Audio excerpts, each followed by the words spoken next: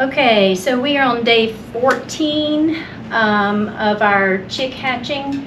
So I've had the eggs in for 14 days. The temperature's been holding steady at 99.5. You could probably, and somewhere between close to 55% humidity. I've got the vent open as far as I can, trying to make sure the humidity doesn't go higher than 55. 15 eggs, and so on Friday we go to lockdown. Since we go to lockdown on Friday, I'm going to go ahead and prep the brooder somewhat and get it set up, because last year I went to lockdown on day 18 and stayed after work and was sitting at my desk after the kids left on a Friday, and it was so quiet, and I heard cheep, cheep, cheep, and sure enough, I had hatch on day 18. They hatched day 18, day 19, day 20. Never had that happen before, but I'm going to set up the brooder, which is where they will live for the first few days of their life. So what I told the kids is that when the chicks are born, their legs are incredibly fragile, and if they're ever on a surface where their legs will slip, their legs aren't strong enough to stay put, and they get something called splay leg. So for the first part of their lives, they'll be in this brooder. Eventually, I'll add aspen shavings, but at the very beginning, I start with putting down this shelf liner because it gives them grip, and on top of the shelf liner, I'll put paper towels because I have to teach them how to eat and how to drink. And if you put down the shavings right away, they sometimes have a hard time telling apart the food from the shavings. But once I put the food down on the paper towels and teach them how to eat and drink, I told the kids that today and they found that was funny. But I told them that's usually what the mama hen will teach them. And in this case, I'm the mama hen. So, and our hope will be that they'll eat and drink quite a bit. And that means they'll pee and poop quite a bit. The kids also love that. But that means they're healthy. So to start off, when I move them into the brooder, the setup is just shelf, liner, and a lot of paper towels. And the paper towels make for easy cleanup because I can just layer them down, pull them out, and throw them away. And when they're first learning to eat, I'll just sprinkle it out here on the paper towels, and they'll figure out what the food is, and then it'll go in this feeder. This side, these are reversible, so I'll put the food in here, and I've used this for the last however many years I've been hatching. I've lost track of how many years, and they always seem healthy and happy when they go to their home on the farm. So I'll fill this up, and they're messy, messy, messy. Now, if we have as many hatch as I'm thinking possibly may hatch, I'll actually have to go to 2 brooders to give them some space. And I've been contemplating connecting 2 of these tubs together. This will be the water. Let's see, this side up for fresh water. And I was telling the kids today that chicks are very clumsy. And so you can't just fill the water and leave it like this because they can fall in and drown. So what we do when they're so little is I put marbles. And this weekend I cleaned everything that I'd used last year, scrubbed it down because I just store it in the garage when I'm not using it. But the marbles, well, if they fall in, they'll be able to drink in between the marbles, put their little beaks in. But if they fall in, they don't fall in far enough that they can drown. And when you do move them to the brooder, you have to teach them to drink. So I pick them up and I dip their little beaks in the water, and they'll drink. And once they figure out how to drink, and they'll do that with each one, they'll start drinking on their own. So getting this set up for the initial stages, so that just in case we have an early hatch on Friday, the brooder is ready to go. Now the other thing is we have to have the temperature. So there's the water. Probably put that there. That there, I play with this every year. And then they have to stay the first week at 95 degrees. Second week they'll go to 90 degrees, 85, 80. Once you get down to 70, then they can go outside, but in the coop, but they'll stay in the brooder for a few weeks. This is the heat plate. I bought this one last year. I'd always used a heat lamp, and if we end up with 2 brooders, I'll use both. This heat lamp, it's a ceramic bulb because you don't want, they do need some dark. If I had one that lit up, they don't have that sense of going to bed at night like the hens do when they roost. So this gets super hot. So once I do have it set up, if I use this one, I keep it as far away from the kids as possible. And I'll always have a tape line that they're not supposed to cross, and I'll actually, once the chicks hatch, I'll add a second one. But this is pretty cool. I got this last year, and it's just a little heat plate, and you can adjust the height of the legs just by pushing these buttons in and then press it down. So if you want it closer to them, which when they're little, that's what you want, and it will give off heat underneath. There we go.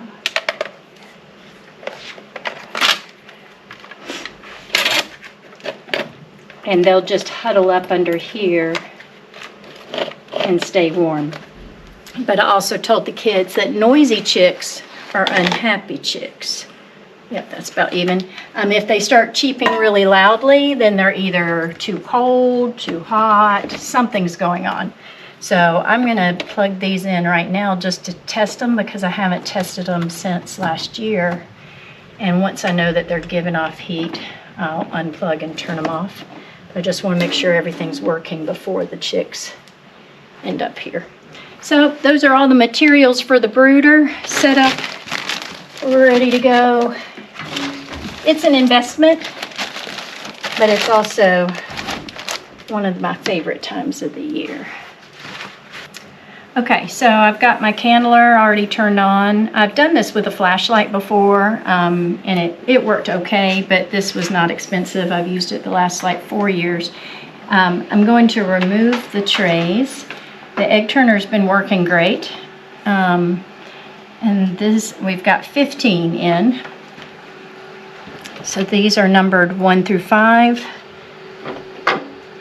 These are numbered 6 through 10. It's nice that we're studying arrays at the same time that we've been in our eggs. And these are 11 through 15. 11 through 15 all came from the same farm. I'm going to put the lid back on here. When we go to lockdown on Friday, I'll take the eggs out of the egg turner, put them in the incubator, increase the humidity. But starting off, I'm going to have to turn the lights off so that hopefully we can see the embryo development.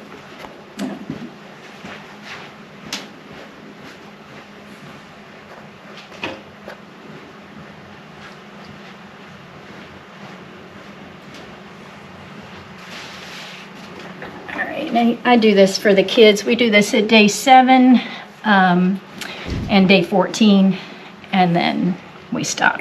So I'll start with this first tray, numbers 1 through 5. And the only thing is these eggs this year are a little small. It may be that that's, with this new incubator, so I've got these little dividers to keep them from rolling around.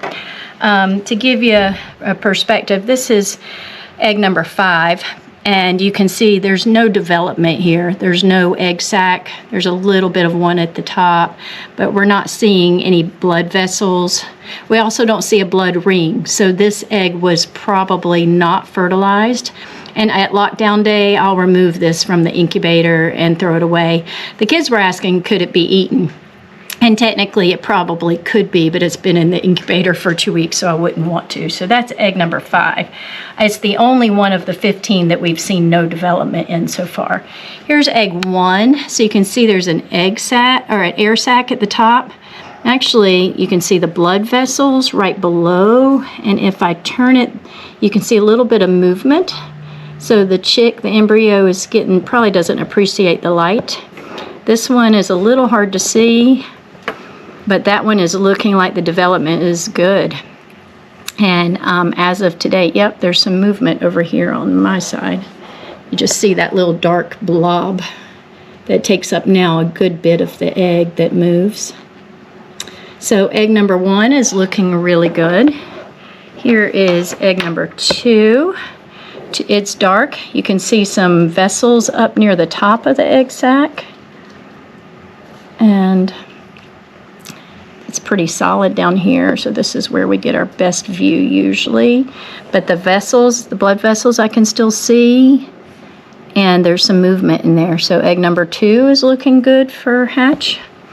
This one is, that's 1, that's 2, here's 3.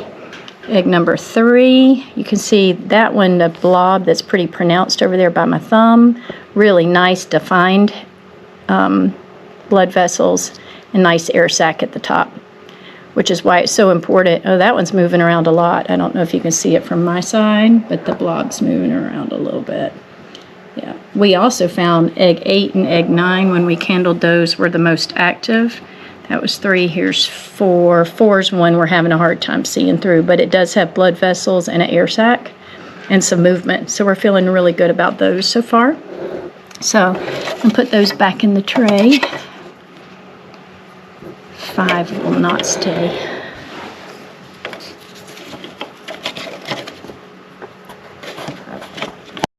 All right, and these are the 2 that when we candled today with the kids and I that had the most activity. This is egg 8, and hopefully you can see that movement right there. There's the egg sac. We can see the blood vessels, and when you can see that blob kind of moving a little bit, it's starting to take up a lot more space in the shell, inside the eggshell, and it's starting to orient with its head moving toward the air sac. So when it starts to, can get that movement? Yeah, it's moving a good bit. So 8 and 9 we found were our most actives. We made a prediction on which ones would hatch first, and this one I think is 9. Yeah, there's 9. 9 is really moving in there too. I think they just formed their eyelids and they probably don't appreciate the light. There it goes, moving in there a good bit. So it's very promising. They got another week that they need to develop. And then hopefully we have 14 hatches. We've got 1 no, 13 yeses, and 1 maybe. Egg 13 is too dark to see through, but we think we see some blood vessels. Egg 13 is right there. Yeah, we think we see blood vessels, but it's just 2, and there is an air sac, which is a good sign, a really pronounced air sac, but hard to see within when we try to candle the shell. Even though it's a lighter colored egg, it's hard to see through. So that's the news, the good news. Hopefully lockdown Friday and Monday, hopefully we'll have 14 chicks. We'll see.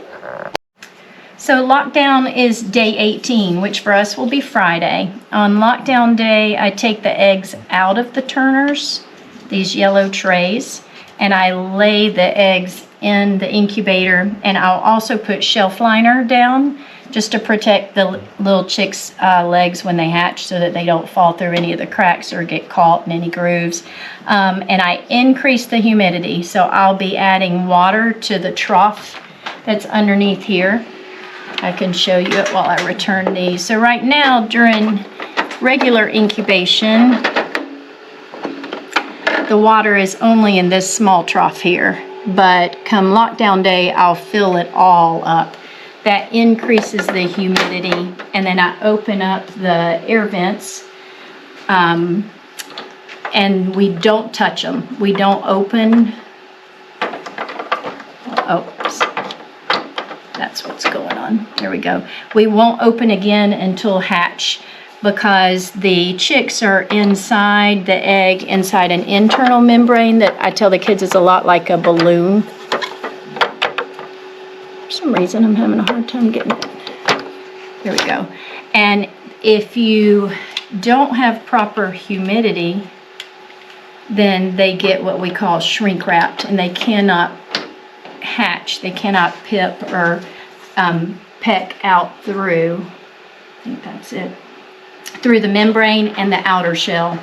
It's a lot of work for them to pip, which means make the small hole and then zip, which is when they'll make a little line and push it. Then they'll push with their feet and their neck.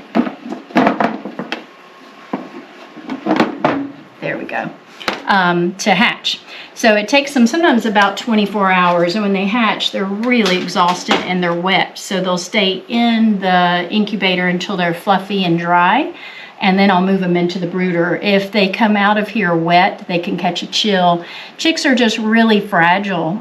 They can get stressed and get sick. If they get a chill, they can get sick. So the main thing is not to move them until they're dry. The trick is that some will hatch earlier than others. So I have to make sure it's kind of a little bit of a balance and a dance trying to get the ones that are dry out. They can go over 24 hours without eating because they're absorbing the yolk into their bodies. That's where they get their nutrients.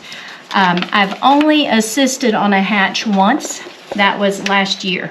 Finally had to remove the chicks out, and that one that got shrink wrapped, I knew it was alive. It had pipped and tried to zip, but it had gotten stuck. And so after the kids left, I did assist on a hatch. I don't like to do that.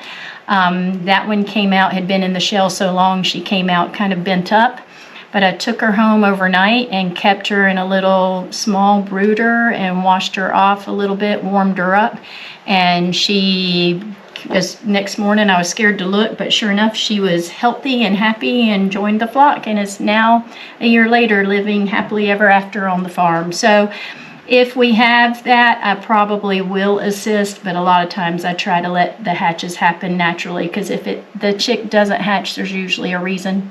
Maybe that it shouldn't hatch, might not be strong enough to survive. But we're super excited and hoping for a successful hatch a week from today.